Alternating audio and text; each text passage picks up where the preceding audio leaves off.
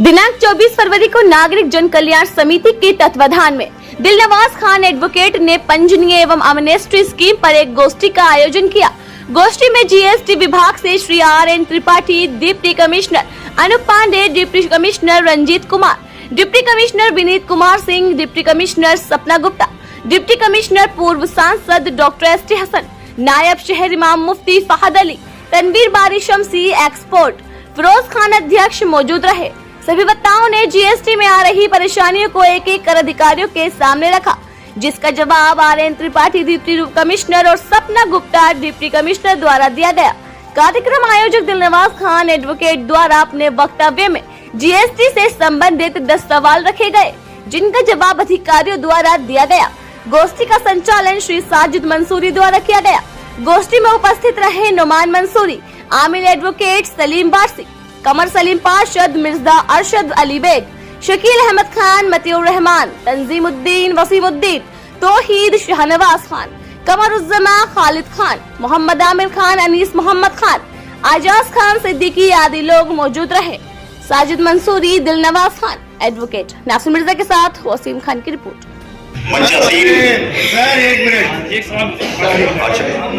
देखिए, जो कारीगर हमारे यहाँ से या कारखानेदार के यहाँ से माल लेके सस्ता पे या फिर साइकिल पे लेके जाता है, तो उसे तो क्या पुलिस को अथॉरिटी है कि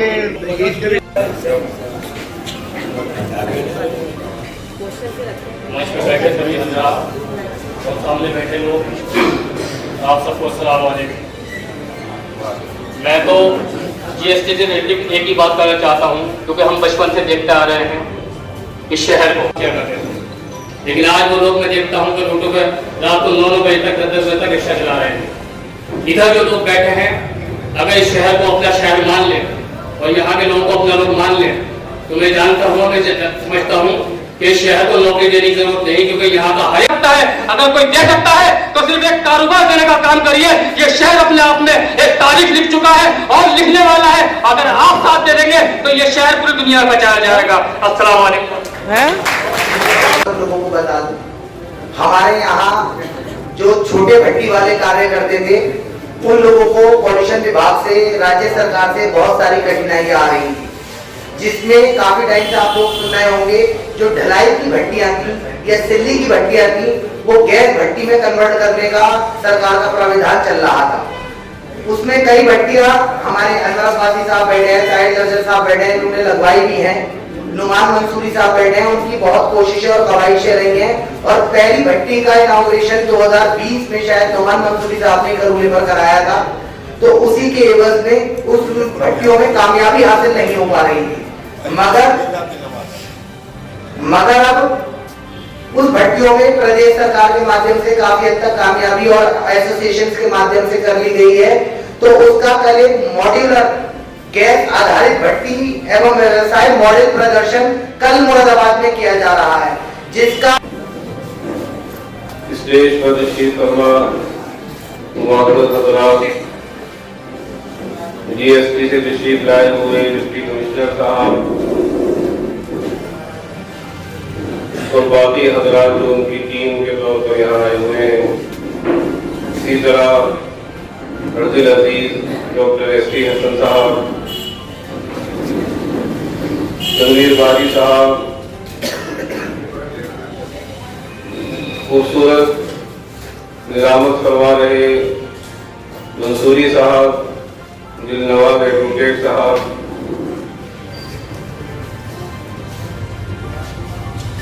जीएसटी का नाम सुनते ही लोगों के दिलों में डर सा पैदा हो जाता है कि पता नहीं कौन सी चीज। देखिए, हम और आप जो तिजारत करते हैं, यानी जो कारोबार करते हैं, और उस कारोबार को करने वाले को ताजिर कहते हैं, इसका दीन और शरीयत में बड़ा अहम रोल अदा किया गया। मैं कोई एक्सपोर्टर नहीं,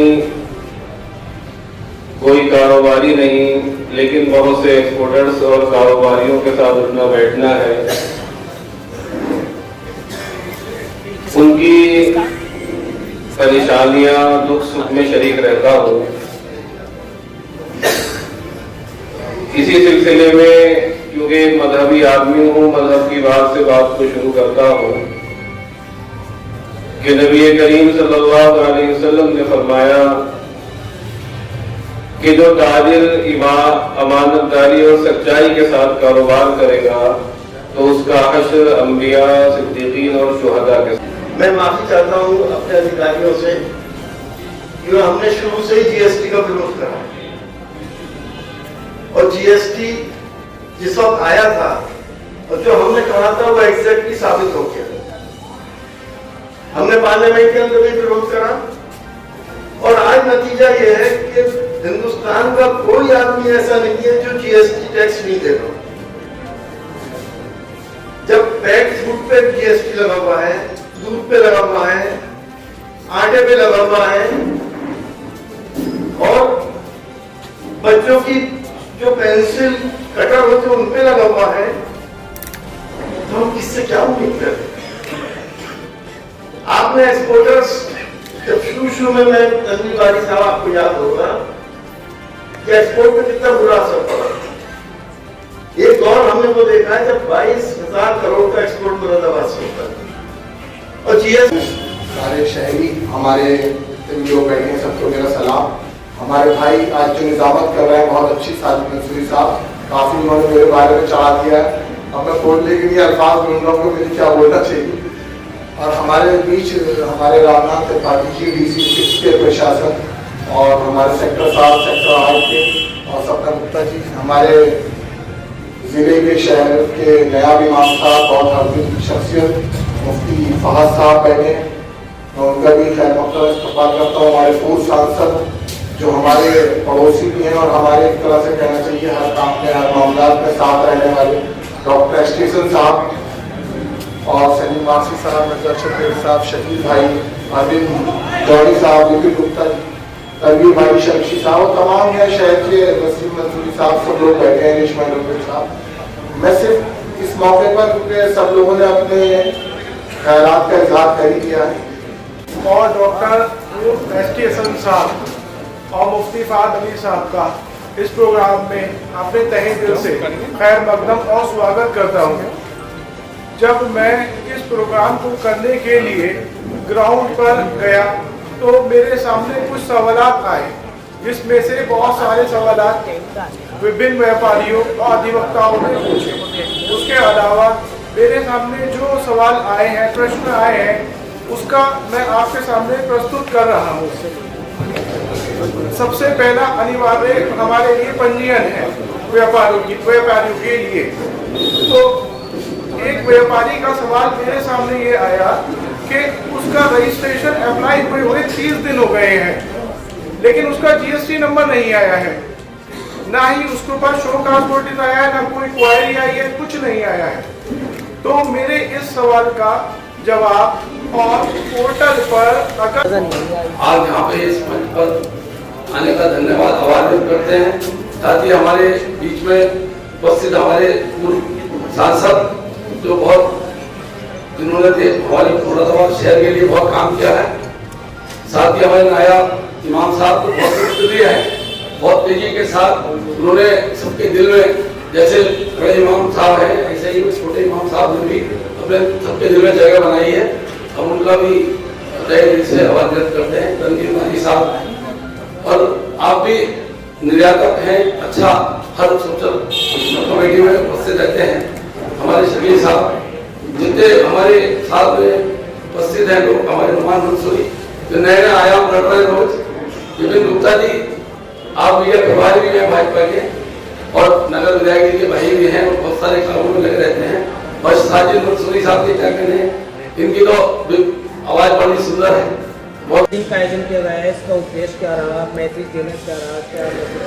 देखिए, ये एक जागरूकता अभियान था।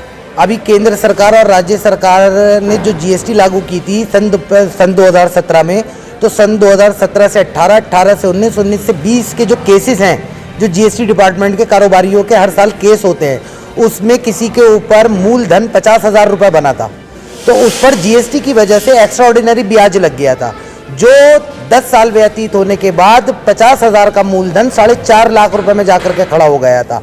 हम काफ़ी टाइम से इस इशू को उठाते आ रहे थे, जिला उद्योग बंधु के माध्यम से, मंडलीय उद्योग बंधु के माध्यम से और काफ़ी सरकारी कमेटियों की जिसके हम मेंबर थे।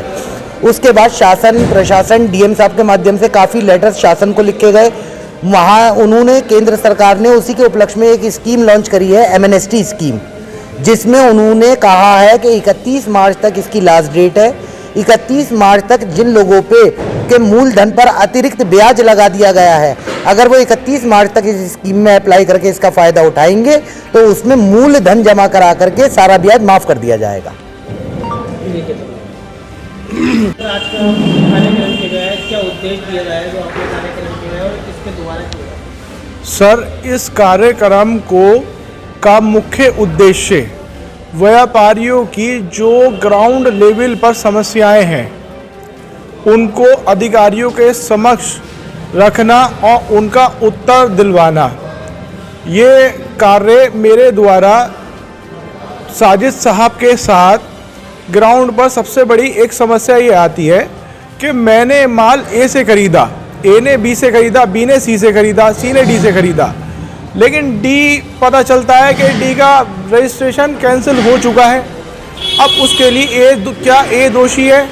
उसका हमारे श्री आर.एन. त्रिपाठी जी द्वारा सम्मान से जवाब दिया गया कि पोर्टल पर अब ऐसी व्यवस्था आने वाली है 3-4 महीने के बाद कि ये सारी दुश्वारियाँ परेशानियाँ दूर हो जाएंगी। दूसरी समस्या हमारी ये थी कि जो हमारे पॉलिश वाले हैं, ढलाई वाले हैं, छिलाई वाले हैं, जॉब वर्कर वाले हैं, उन लोगों का रास्ते में पुलिस माल रोक लिया करती थी। श्री आर.एन. त्रिपाठी जो कि डिप्टी कमिश्नर प्रशासन है, उन्होंने इस बात का जवाब दिया कि ये माल रोकने की अथॉरिटी सिर्फ सेल टैक्स ऑफिस को है। यदि अगर कोई पुलिस वाला आपका माल रोकता है तो आप तुरंत सेल टैक्स ऑफिस के नंबर पर कांटेक्ट करें और सूचित करें। सूचित करने के बाद उनका नियमों के अनुसार पालन करके उनके समस्त दायित्व को समाधान निकालकर सुलझाया जाएगा। और अनेक समस्याएं डीसी प्रशासन के सामने श्री आर.एन. त्रिपाठी जी के सामने रखी गई और श्री सपना गुप्ता जी के सामने रखी गई। उन्होंने बहुत सही तरीके से जवाब दिया और कुछ समस्याएं ऐसी हैं जिनका उन्होंने आश्वासन दिया हमें कि वो राज्य सरकार और केंद्र सरकार को